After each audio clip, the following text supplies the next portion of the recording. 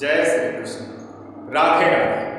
आज के कथा प्रसंग में प्रस्तुत है नारद पुराण के पूर्व भाग के 7वें अध्याय में गंगा अवतरण के प्रसंग में श्री सनक जी ने सूर्यवंशीय राजा बाहु का एक विचित्र चमत्कारपूर्ण इतिहास कहा है।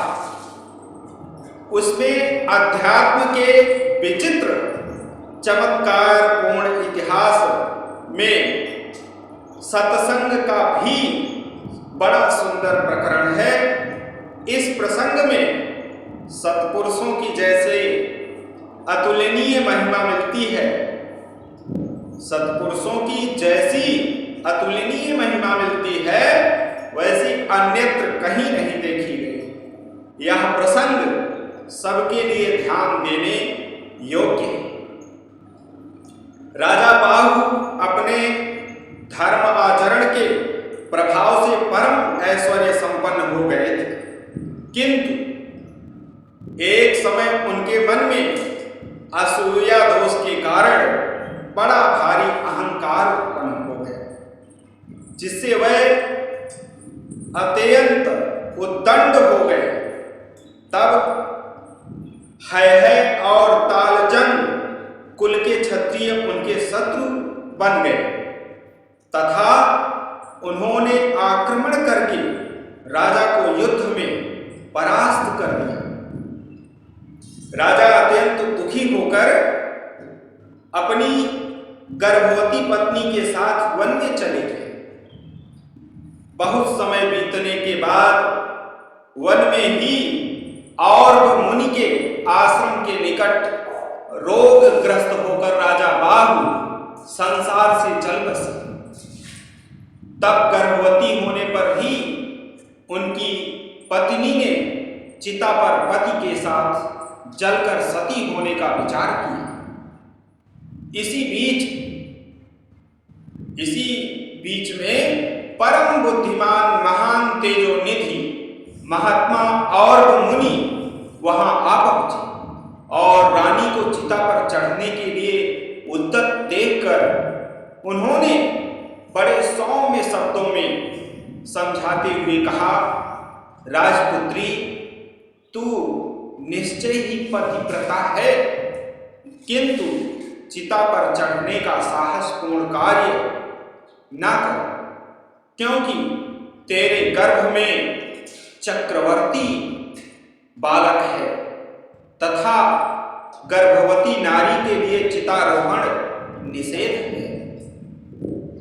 और मुनि के समझाने पर पतिव्रता रानी चितारोहण से निवृत्त हो गई और पति के चरणों में पड़कर विलाप करने लगी।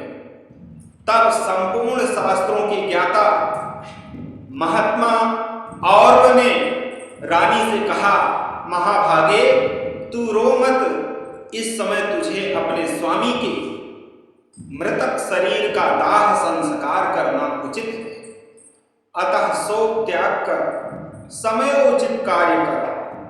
पंडित हो या मूर्ख, दरिद्र हो या धनवान तथा दुराचारी हो या सदाचारी, सब पर मृत्यु की समान दृष्टि है। नगर में हो या वन में जिस जीव ने जो कर्म किया है उसे उसका फल भोग अवश्य करना पड़ता है।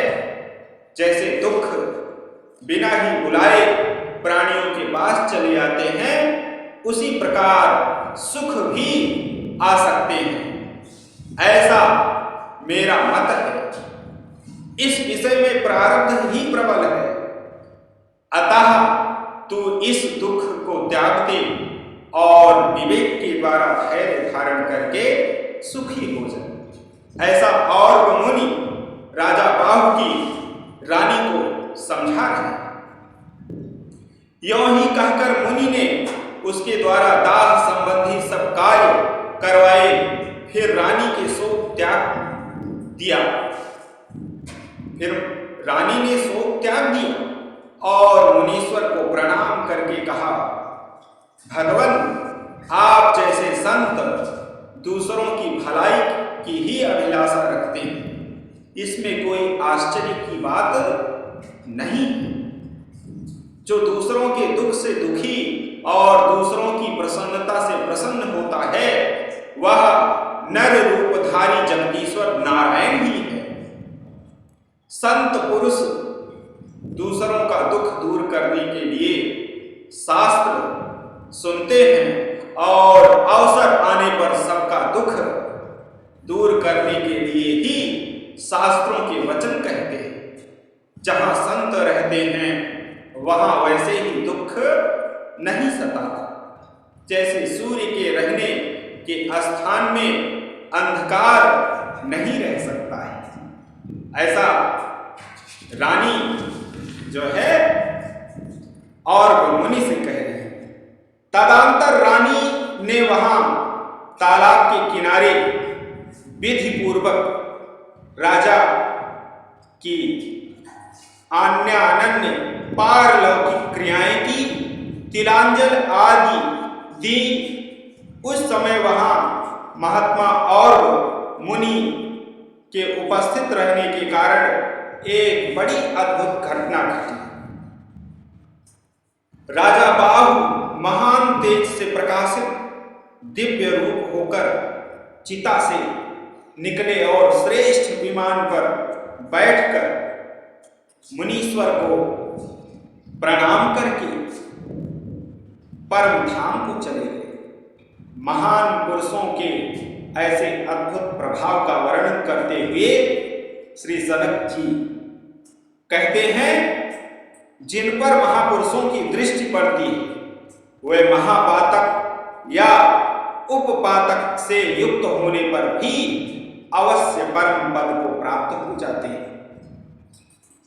पवित्र आत्मा महापुरुष यदि किसी के मृतक शरीर को, शरीर के भस्म को अथवा उसके धुएं को भी देख लें तो वह मृतक मनुष्य परम गति को प्राप्त हो जाता है। महापुरुषों की महिमा का कैसा ज्वलंत उदाहरण है। अस्तु। फिर पति का श्राद्ध कर्म करने के बाद रानी और मुनि के आश्रम पर चली गई और समय पर इसी छोटी रानी के गर्भ से पुराण प्रसिद्ध राजा सगर की उत्पत्ति हुई। इस प्रकार आज की कथा यहीं पर विश्राम।